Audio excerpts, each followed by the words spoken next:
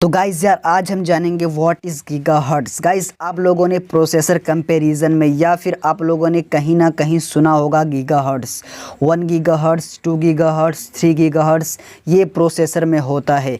लेकिन क्या आपने कभी सोचा है कि ये गीगाहर्ट्ज़ एक्चुअली में होता क्या है, इसका काम क्या है एंड ये कैसे काम करता है? तो डोंट वरी, आज मैं इस वीडियो में आपको सब कुछ क्लियर बता दूंगा।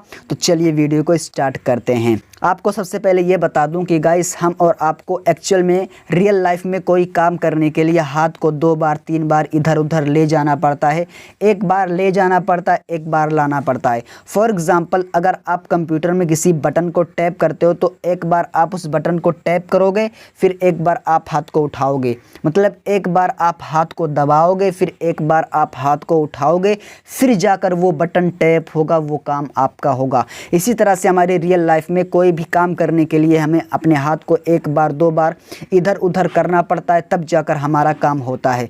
बिल्कुल उसी तरह से हमारे प्रोसेसर में लगे होते हैं ट्रांजिस्टर्स, और प्रोसेसर कोई भी काम करने के लिए उन ट्रांजिस्टर्स को ऑन ऑफ होना पड़ता है। यानी कि अगर आप अपने कंप्यूटर में या फिर मोबाइल में कोई भी काम करते हैं, कोई भी टास्क करते हैं, तो उस काम को करने के लिए, उस टास्क को करने के लिए हमारे प्रोसेसर को ऑन ऑफ होना पड़ता है। हमारे प्रोसेसर में जो ट्रांजिस्टर्स लगे होते हैं उसको ऑन ऑफ होना पड़ता है। तो अब ये जो ऑन ऑफ होता है ये 1 सेकंड में कई मिलियन और कई बिलियन बार होता है, यानी कि बहुत ही फास्ट होता है।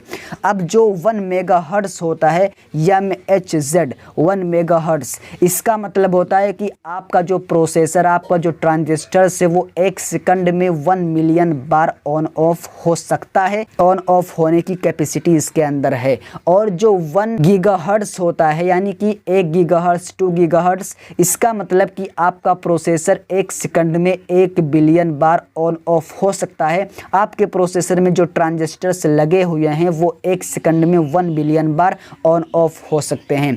तो इससे जो आपका काम है वो फास्ट होता है, वो जल्दी जल्दी हो जाता है।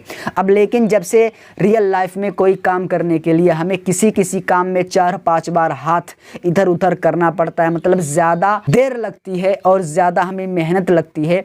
उसी तरह से हमारा जो प्रोसेसर है, जो उसमें जो ट्रांजिस्टर्स लगे हुए हैं, कोई टास्क ऐसा होता है, कोई काम ऐसा होता है कि उसके करने के लिए हमारे प्रोसेसर में जो ट्रांजिस्टर्स लगे हुए हैं उनको कई बार ऑन ऑफ होना पड़ता है। यानी कि किसी काम में 10 बार ऑन ऑफ होना पड़ता है, किसी काम में 20 बार ऑन ऑफ होना पड़ता है, और कोई काम 1-2 बार ऑन ऑफ में ही हो जाता है। तो बिल्कुल इसी तरह से जो हमारा प्रोसेसर है उसकी जो कैपेसिटी है वो अपने हिसाब से रन करती है। अब जितनी ज़्यादा कैपेसिटी उसकी होगी, आपका काम उतना ही इजी और उतना ही अच्छा हो जाएगा। इसीलिए कहते हैं कि 2 गीगाहर्ट्ज़ से अच्छा 3 गीगाहर्ट्ज़ वाला प्रोसेसर होता है। तो गाइस, आई होप आपको आज की इस वीडियो में सब कुछ इजीली समझ में आ गया होगा। एंड मैंने आपको ये बहुत ही आसान लैंग्वेज में, बहुत ही आसान भाषा में समझा दिया है कि आखिर ये गीगाहर्ट्ज़ या मेगाहर्ट्ज़ होते क्या हैं।